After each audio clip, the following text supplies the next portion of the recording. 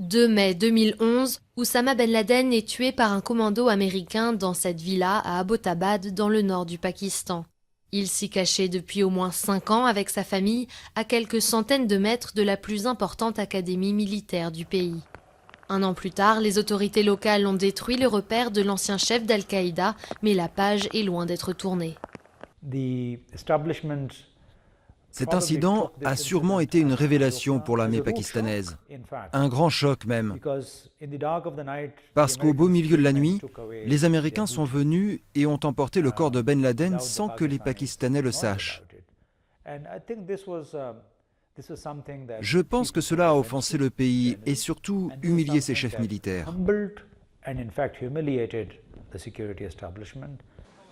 Le raid, organisé par les États-Unis sans en avertir le Pakistan, a largement contribué à dégrader les relations entre les deux pays alliés.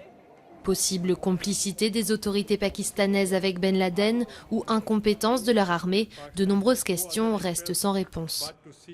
Nous voulons vraiment combattre le terrorisme, parce que c'est dans notre intérêt de le faire.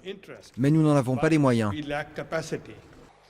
Les tirs de drones américains ont permis d'affaiblir le commandement traditionnel d'Al-Qaïda, notamment dans les zones tribales frontalières avec l'Afghanistan. Mais dans un pays plombé par la crise économique et la faiblesse du pouvoir politique, les groupes insurgés continuent d'attirer les jeunes désœuvrés. La mort de Ben Laden n'a pas mis fin à la montée de l'extrémisme dans le pays, bien au contraire. Les groupes armés extrémistes sunnites, comme le mouvement des talibans du Pakistan ou Lashkar-e-Jhangvi, multiplient les attaques. L'affaire Ben Laden a renforcé les éléments radicaux et l'idéologie de ces groupes rebelles. Ils ont de quoi justifier leur cause maintenant. Et en même temps, tout cela a attisé les sentiments anti-américains et anti-occidentaux dans tout le pays.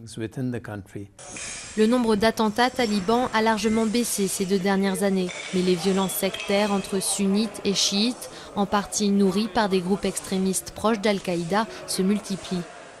L'armée pakistanaise commence à reconnaître la dimension multiple, à la fois sécuritaire et sociale, du problème de l'extrémisme au Pakistan.